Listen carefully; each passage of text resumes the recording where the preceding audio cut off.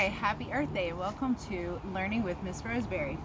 Today I thought it'd be fun to celebrate Earth Day by showing you how I like to plant things in my garden at home. I'm a big fan of raised beds because you can sit on the edge of them and it saves your back. Plus, you have a longer growing season because the ground doesn't freeze the same as it does. So I'm going to show you today what I put into my garden bed this year, and every year I do it a little different, but this is what we got. All right, so the first is soil from my yard. So this is just yard soil. It's pretty nice and dark, but it clumps up a little bit. This is because I like to compost my leaves and just let them sit, and then I just go to different places in my yard where it's uneven and I just dig it a little bit up. And then I have this nice dirt that I got from Lowe's, a big old bag of it. I didn't get anything specific. I usually get whatever is the least expensive. And then these are two things that I never knew you needed to add, but they really help aerate the soil and keep it from packing down so your plants grow easier. The first one is peat moss. You get a big old bag of that. It's fluffy, so that bag looks huge, but I can carry it easily. And then this stuff is perlite. You know how in your potted plants there's these little white things, and I always thought it was styrofoam. So one day I googled it, and apparently people are quite opinionated that this stuff really helps. So you can see I've added it to my garden bed, and it's a natural soil additive that improves drainage and aeration. See, it says it right there on the back. And now I know it's not styrofoam, because who would put that in their plant? The last thing, and I'll do another video on this because it's very interesting and to me, is this is worm compost, which is called vermicomposting. I have a whole worm bin. One of the last things the worms eat are the eggs, but eggs are really good for your soil. So we're just going to crunch that up. Oh, there's a tiny worm. You can see him right there.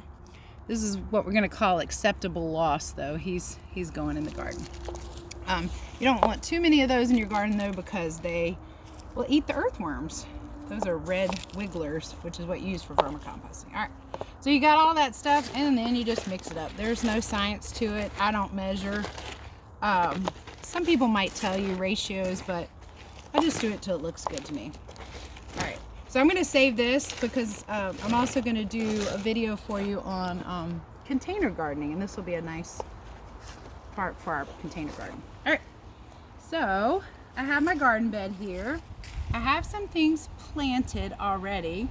Yesterday I put okra seeds in the middle, and I added the soil on top of my kale. It's not really the time for kale, but I like it, so I'm going to try to grow some.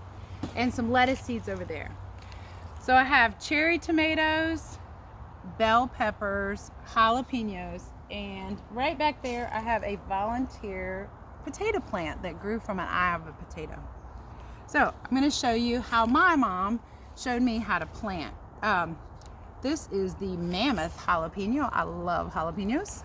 They're really good fresh in salads or tacos. I mean, whatever you want, man. So my soil I've just mixed, so I'm just kind of loosening this up.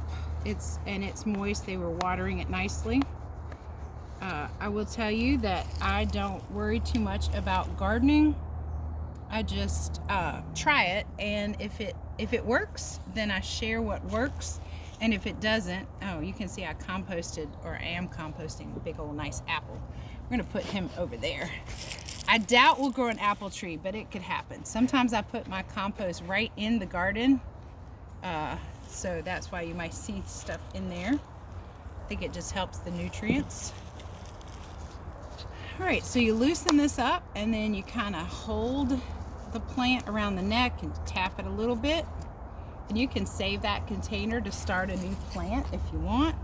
And then I always squish it just a little bit, loosen up those roots, because you can see the roots on the outside of this, and you want it to grow nicely. Put it down in there. I put it a little under the level of the soil, and then I tell, when I'm doing this at school, I tell the kids just put it gently like you're putting somebody to bed. And then Also, what I tell my kids, I never knew why they said that you should talk to your plants, but plants take our bad air, carbon dioxide, and turn it into oxygen. So then you just talk to them and say, grow, little plant, grow. Maybe it doesn't work, but it makes the kids feel better about it. And then I will give that a little bit of water. It's supposed to rain tomorrow. Hopefully they'll grow. I will check back in with you and show you how my garden is doing later. Thanks for gardening with me.